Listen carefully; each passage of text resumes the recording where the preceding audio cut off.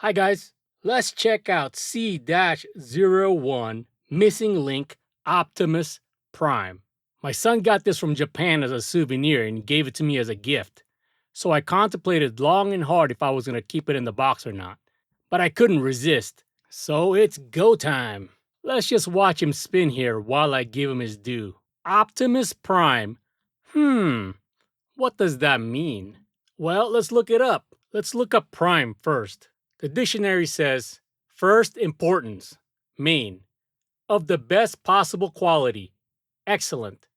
And Optimus, I believe, came from the word optimist, which is a person who tends to be hopeful, or a person who believes that this world is the best of all possible worlds, or that good must ultimately prevail over evil.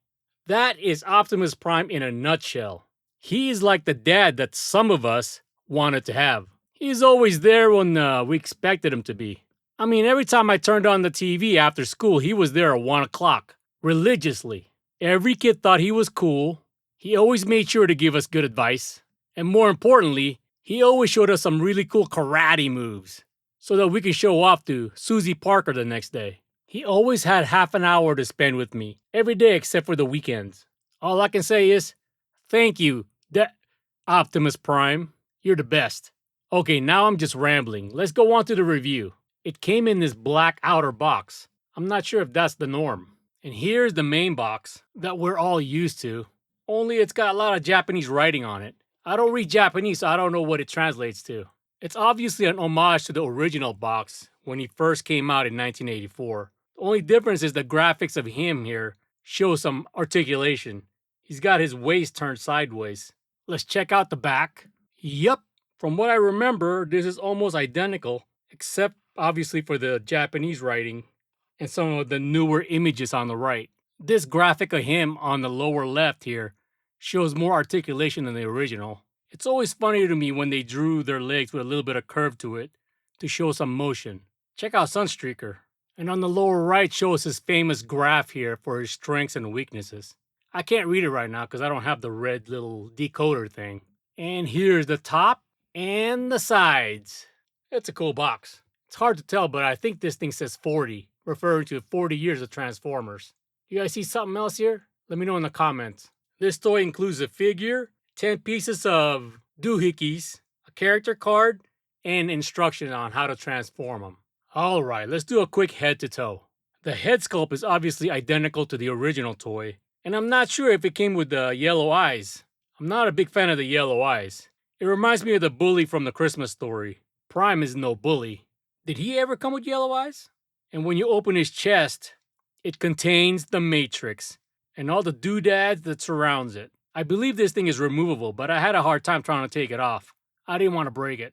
And there's his midsection, as it was originally sculpted back in 1984.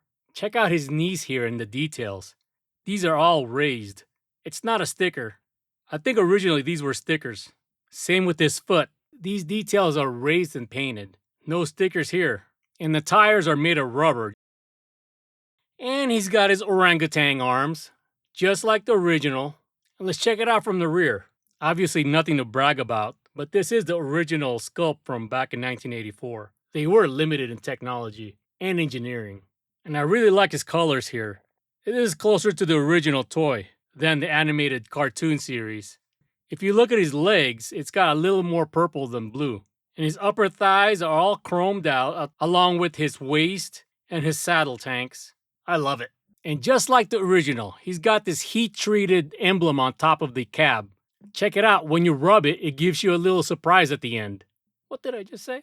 Here's a front shot for comparison with his modern buddies. You can really see the difference in color next to Studio Series Optimus Prime to his left. And look how much bigger MP10 is on his right. Alright, let's take a closer look at his trailer. Check out these wheels. These are real rubber tires. And look at the undercarriage. It's got some detail in there. And the jack stands obviously move forward and back, just like the original. The lines are super crisp. Mighty fine job here. And here he is attached to his trailer. Man, that's nice. Check that out. Very nice colors. Let's open up his trailer. There's a lot of playability here. Check out his little doohickey with the robot arms.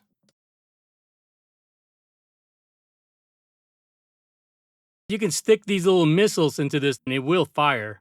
You just have to push this button. Now on the original toy, you can also stick roller in there and blast them off, but it looks like it's missing in this. Look at the inside panel here. I don't think these are stickers. This is a lot nicer than stickers.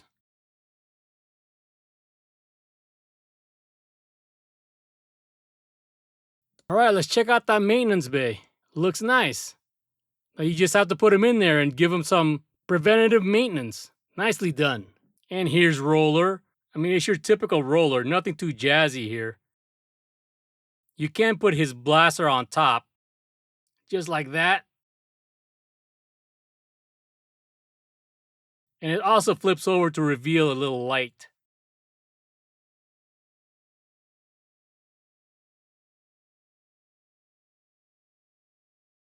The wheels are plastic.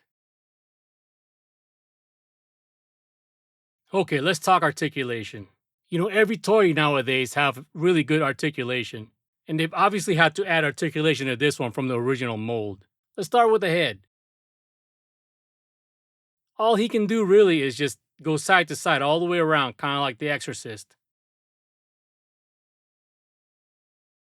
But it doesn't nod. His arms are fully articulated. Check it out.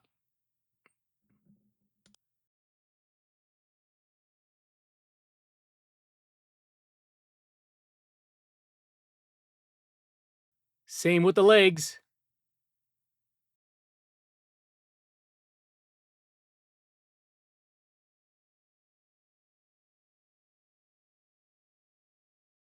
And the ankles. He can do the splits pretty well.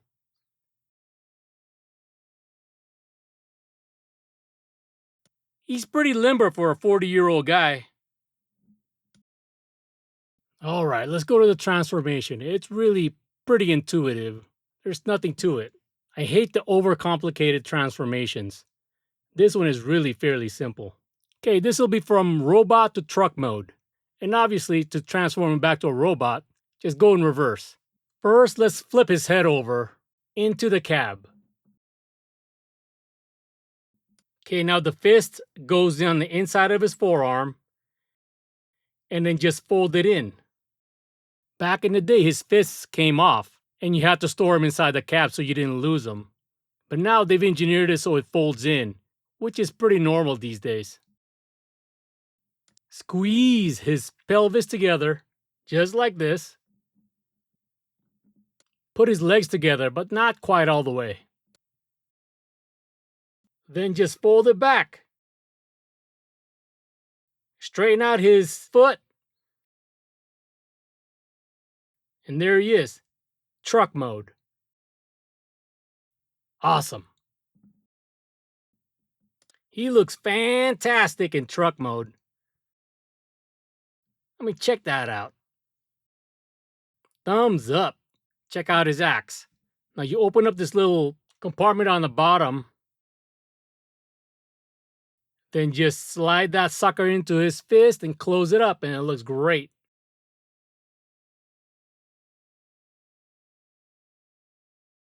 And there's his blaster. It's just a normal sculpt of his blaster. Nothing too fancy.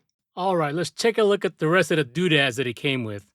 It came with this refueling thing and a hose. I don't know what this thing is, but it also attaches to the hose. It also came with 4 rockets. Here's the instructions and the little red decoder to see his strengths and weaknesses on the graph on the box. All right, you can pick him up for about 120 bucks. Now that's kind of steep, but is it worth it? I think so. I mean, this thing brings back a lot of good memories for me, and probably for a lot of people. This guy is pretty hefty. He's got some weight to him. There are some die-cast parts. The chest area and his foot. And I believe the rest are plastic. It's got ratcheting joints everywhere. But overall, the quality is solid. It looks like they put a lot of care and love into making this guy, which he rightly deserves. That's about it, guys. If there's anything I can answer, just write it in comments. Also, hit that like button if you enjoyed this video. Comment and subscribe. Consider sharing with some of your friends. Bye.